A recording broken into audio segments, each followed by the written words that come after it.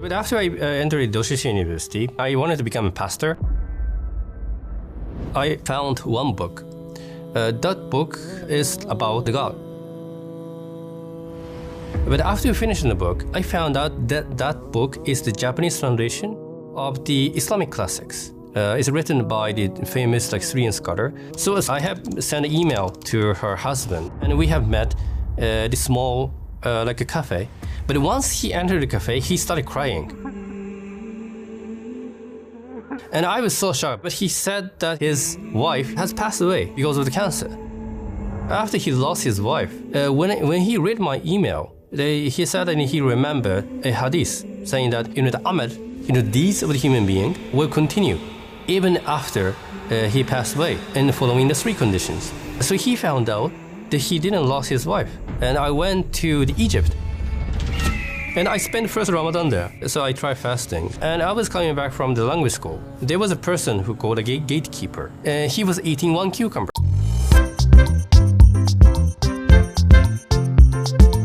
Assalamualaikum warahmatullahi wabarakatuh. Ketemu lagi di channel AdamaEntertainment, channelnya tentang video Islam dan juga kisah mu'alaf.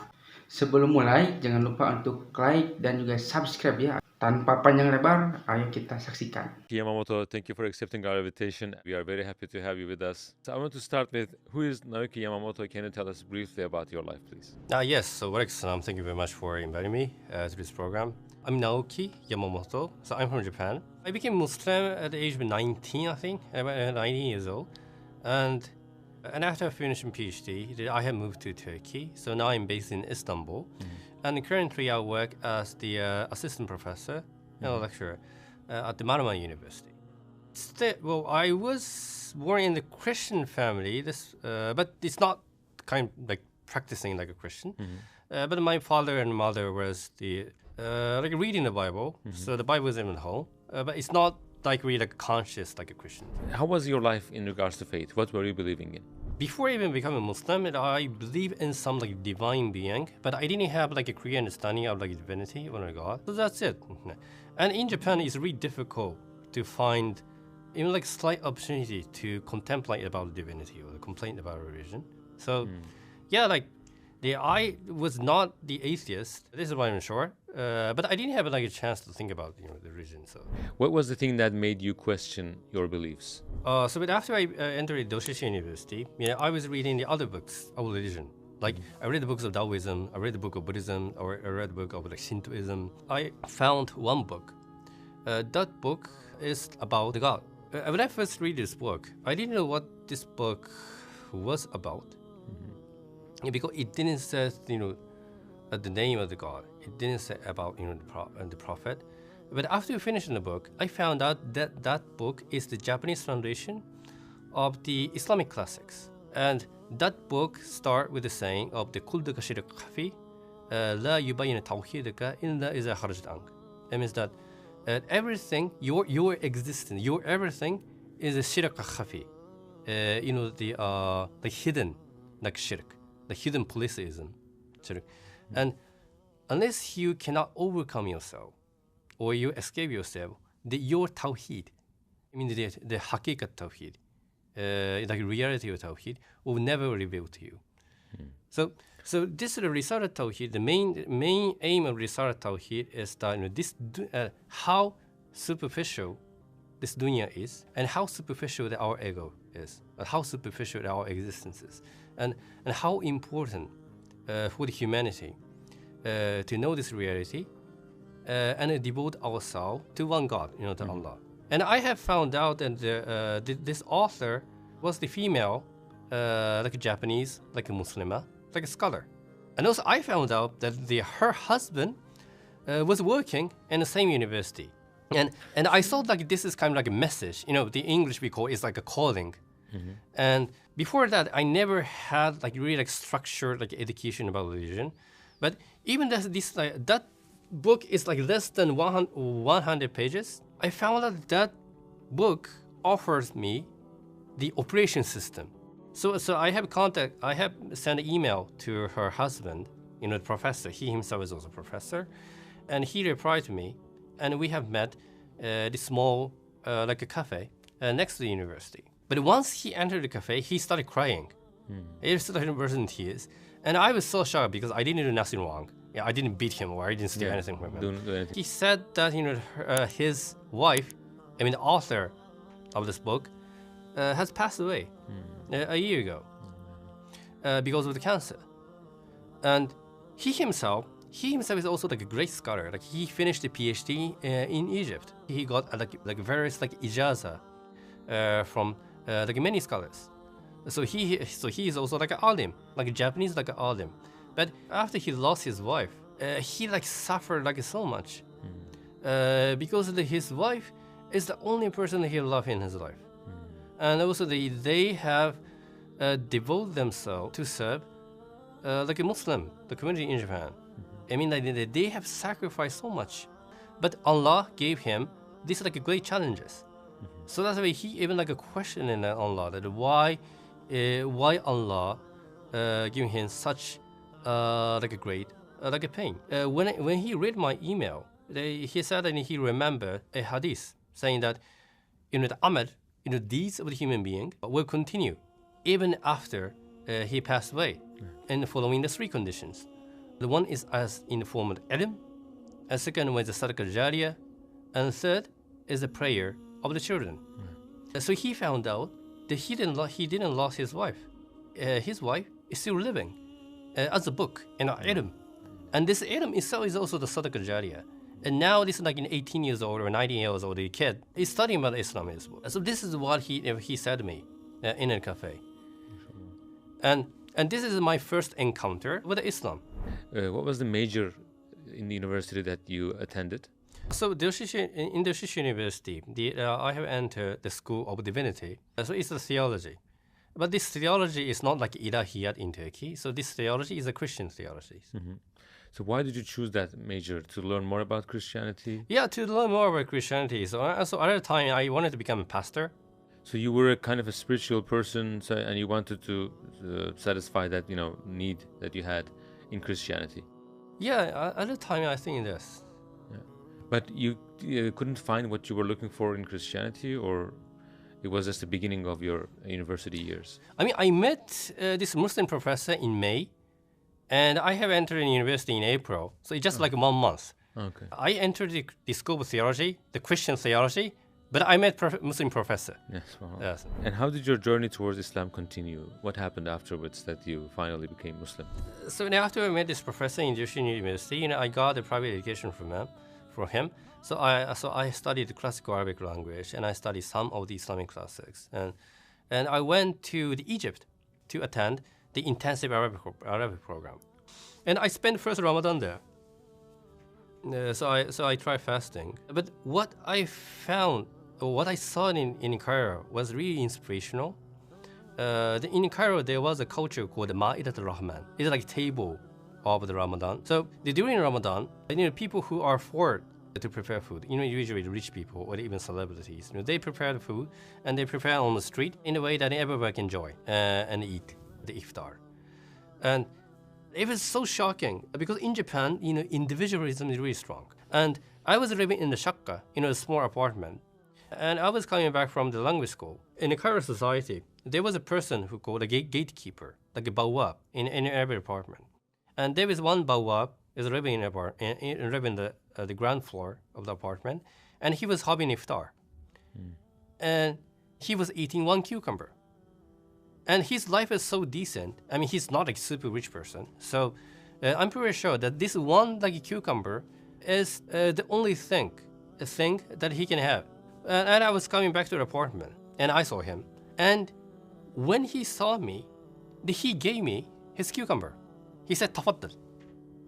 He said, "You can have this cucumber." And it was so shocked because that is the only cucumber that he could have for iftar that night. But when he saw this non-Muslim, spoiled Japanese kid, he didn't hesitate at all to eat his cucumber. And everybody asked me why I became Muslim. Everybody tell, I mean, this is really typical experiences of the Muslim converts. Like everybody asked him that why they become Muslim or the story, the conversion. And I was telling them that this cucumber, and this cucumber isn't the reason that I became Muslim. I mean, the first encounter is always the book. It's a book written by the first Japanese female scholar. This is the first encounter. But the reason I made a decision to become Muslim is this cucumber. Because I told him that, in Japan, people don't talk about religion. But it doesn't mean that the Japanese are not religious or Japanese are atheists. Nothing like that. Like, Japanese want to see the tangible practice.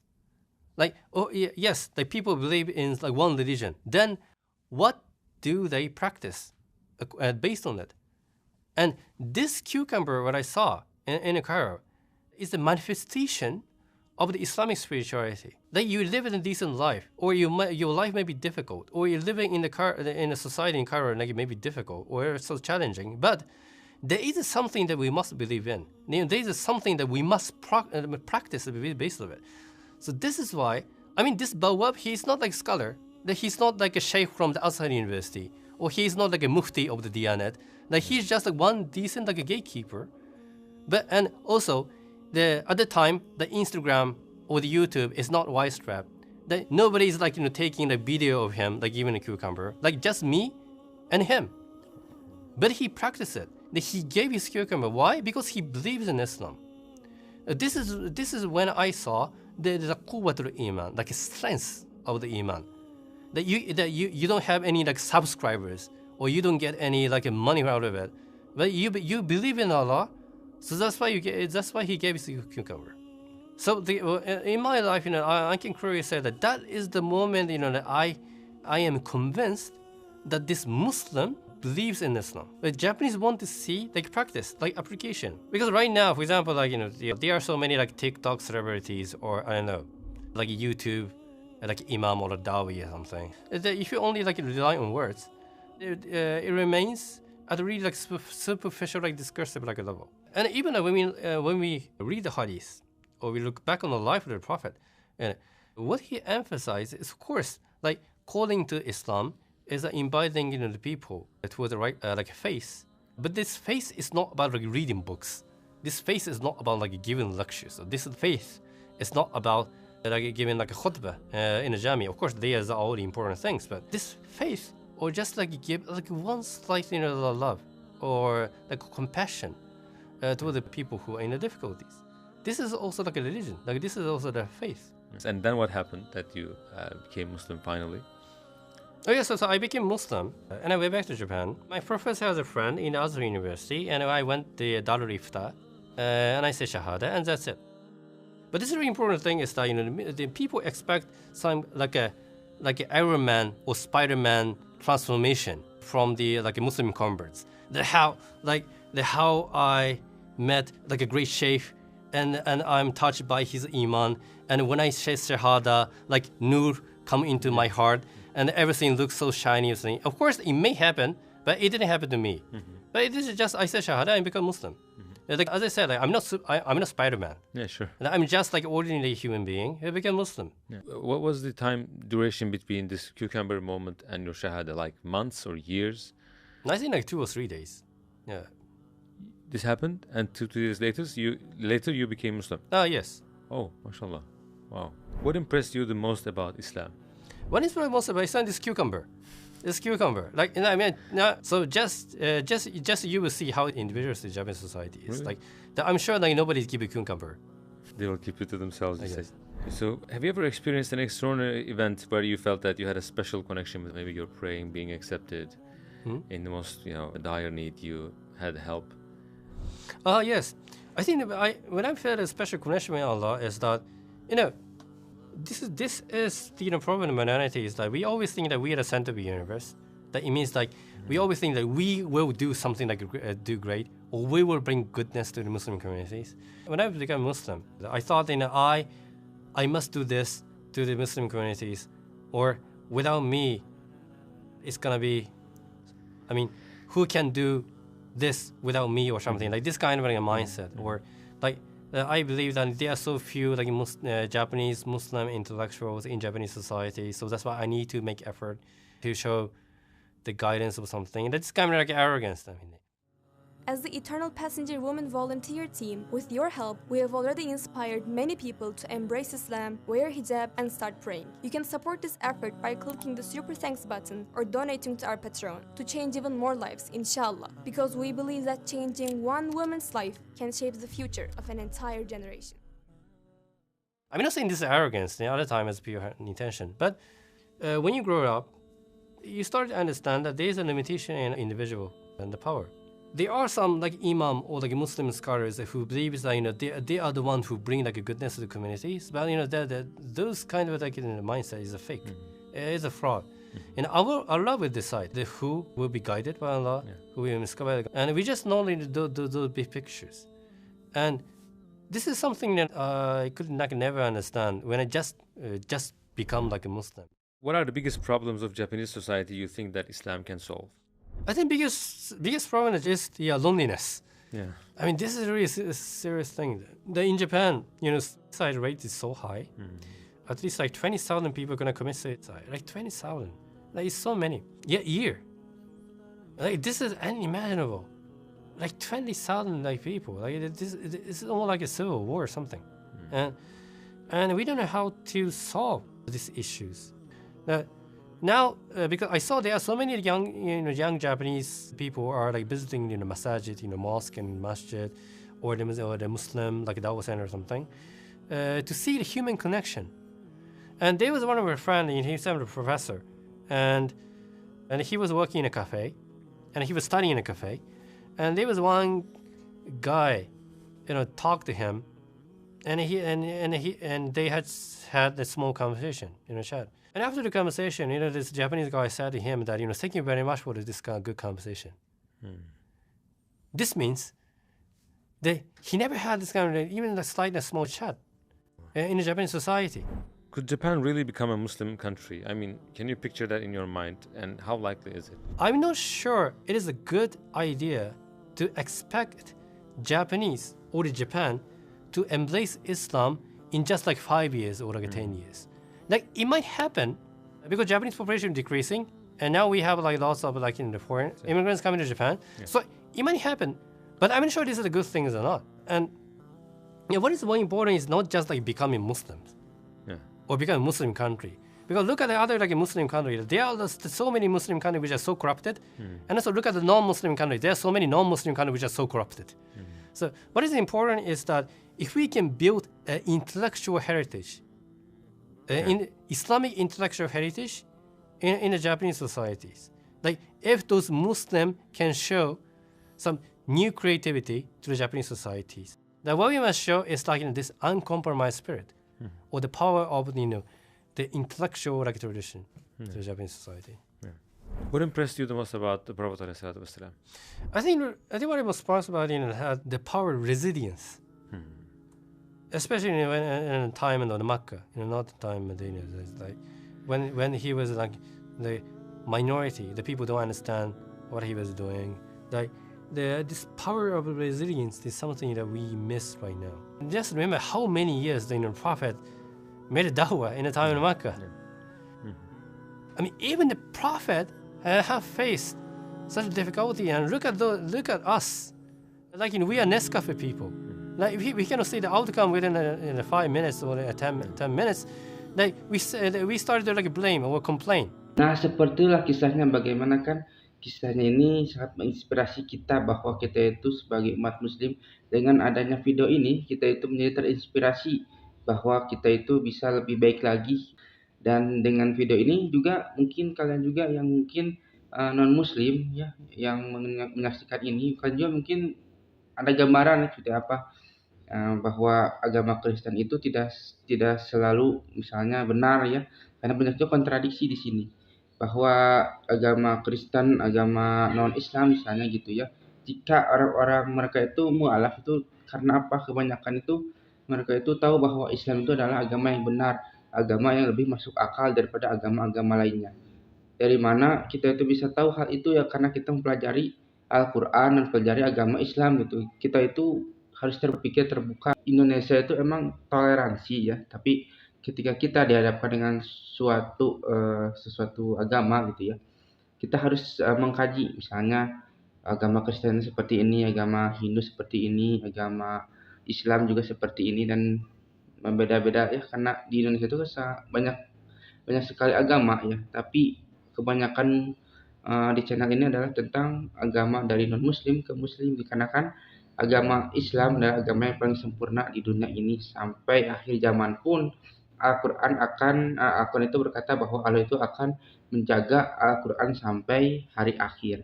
Nah, seperti itulah bagaimana kisahnya ya. Dan jika kalian suka, jangan lupa untuk like, comment, dan subscribe ya. Dan nantikan video saya selanjutnya. Wassalamualaikum warahmatullahi wabarakatuh.